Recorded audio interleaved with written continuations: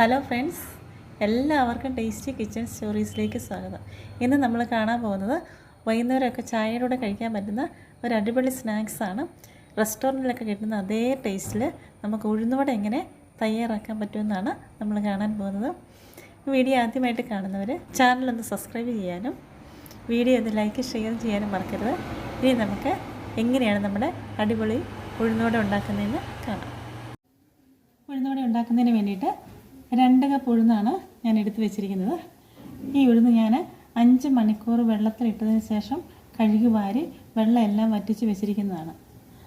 ഇനി ഇത് നമുക്ക് മിക്സിയുടെ ജാറിലിട്ട് അരച്ചെടുക്കണം. ഇനി ഉഴുന്നൊന്ന് അരച്ചെടുക്കുന്നതിന് വേണ്ടിയിട്ട് ഞാനിത് മിക്സിയുടെ ജാറിലേക്ക് ഇടുകയാണ്. ഉഴുതിനകത്ത് ഞാൻ 8 കുരുമുളകും കൂടി ഇട്ടിട്ടുണ്ട്. അതുകൂടെ കൂടിയാണ് അരച്ചെടുക്കുന്നത്. പല തവണകളായിട്ട് അരച്ചെടുക്കാം.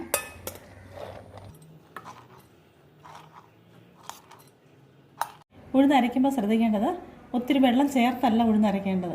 വേണമെങ്കിൽ 1 സ്പൂൺ അല്ലെങ്കിൽ 1/2 സ്പൂൺ വെള്ളമൊക്കെ ചേർത്ത് അതൊക്കെ ഒന്ന് അരച്ചെടുത്താൽ മതി. ഞാനൊരു 1/2 സ്പൂൺ വെള്ളം ഇതിലേക്ക് ചേർത്തിട്ടൊന്ന് അരച്ച് നോക്കുകയാണ്. ഇതുപോലെ ഒന്ന് അരിഞ്ഞ് വന്നിട്ടുണ്ട്.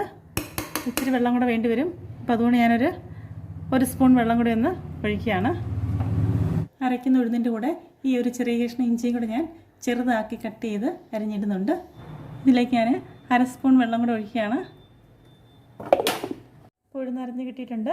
ഈ ഒരു കൺസിസ്റ്റൻസിയിലാണ് ഉഴുന്ന് അരച്ചിരിക്കുന്നത്. അധികം വെള്ളമൊന്നുമില്ല. വെള്ളം നീണ്ടു പോയാൽ നമുക്ക് അത് ഷേപ്പ് ചെയ്തെടുക്കാനായിട്ട് വളരെ ബുദ്ധിമുട്ടാണ്. അപ്പോൾ അധികം വെള്ളം ഒഴിക്കാതെ പതുക്കെ വേണം അരച്ചെടുക്കാൻ. അപ്പോൾ അരച്ചെടുത്ത ഉഴുന്ന് ഈ ബൗളിലേക്കൊന്ന് മാറ്റിയിട്ടുണ്ട്. ഇനി നമുക്ക് ബാക്കിയുള്ള ഉഴുന്നും കൂടി ജാറിലിട്ട് അതുപോലെ തന്നെ അരച്ചെടുക്കാം. രണ്ടാമതിട്ട് ഉഴുന്നും ഇപ്പോൾ ഒന്ന് അരഞ്ഞ് കിട്ടിയിട്ടുണ്ട്. ഉഴുന്ന് അരയ്ക്കുമ്പോൾ ഒത്തിരി സോഫ്റ്റായിട്ട് അരയണ്ട, അല്പം തരിയോടുകൂടി അരച്ചാലും കുഴപ്പമൊന്നുമില്ല. അപ്പോൾ അതും കൂടി ഞാൻ ഈ ബൗളിലേക്ക് മാറ്റുക.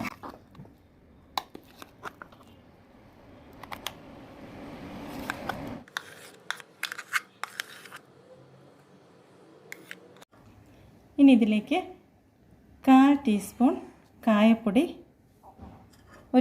ഒരു വലിയ പച്ചമുളകും 1 തണ്ട് കറിവേപ്പില അരിഞ്ഞതാണിത്, അതും കൂടെ ഇതിലേക്ക് ചേർക്കുകയാണ്.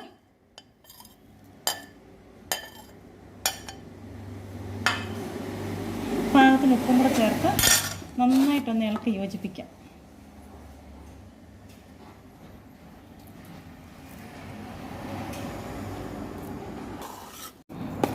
നന്നായിട്ടൊന്ന് മിക്സ് ചെയ്ത് വന്നിട്ടുണ്ട്.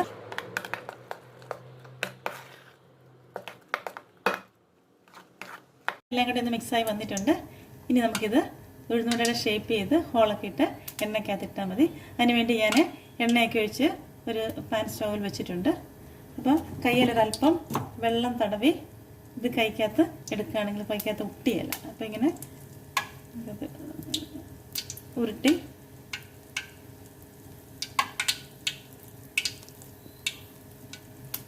ചെറിയൊരു ഹോളിട്ട് എണ്ണയ്ക്കകത്തോട്ട് ഇട്ടാൽ മതി.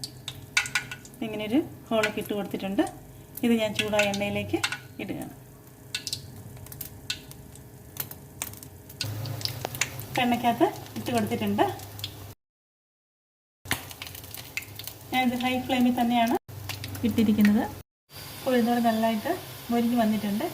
ഇനിയിപ്പോൾ ഇത് എണ്ണയിൽ നിന്ന് കോരിയെടുക്കാം.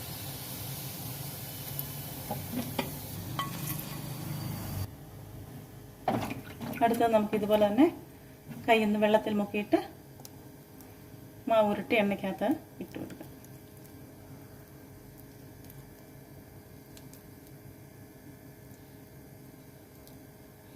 ഇട്ടതും നന്നായിട്ട് മുരിഞ്ഞ് വന്നിട്ടുണ്ട്. അത് എണ്ണയിൽ നിന്ന് കോരുക. ബാക്കിയുള്ള മാവെല്ലാം ഇതുപോലെ നമുക്ക് ഷേപ്പ് ചെയ്ത് നല്ല ഉഴുന്നുവടയാക്കി എടുക്കാം. ഇതെല്ലാം തന്നെ മുരിഞ്ഞ് വന്നിട്ടുണ്ട്. ഇപ്പോൾ ഉഴുന്നുവട എല്ലാം റെഡി ആയിട്ടുണ്ട്. പുറം എല്ലാം നന്നായിട്ട് മുരിഞ്ഞിട്ടുണ്ട്. നല്ല ക്രിസ്പി ആയിട്ടാണ് ഇരിക്കുന്നത്. അത് നല്ല സോഫ്റ്റായിട്ടും വേണ്ട ഈ ഒരു രീതിയിലാണ് ഇരിക്കുന്നത്. അപ്പോൾ നിങ്ങൾ ഇതുപോലെയൊന്ന് ഉഴുന്നുവട ഉണ്ടാക്കി നോക്കണം. വീഡിയോ ഇഷ്ടപ്പെട്ട് കഴിഞ്ഞാൽ ചാനലൊന്ന് സബ്സ്ക്രൈബ് ചെയ്യാനും വീഡിയോ ഒന്ന് ലൈക്കും ഷെയർ ചെയ്യാനും മറക്കരുത്. Thank you.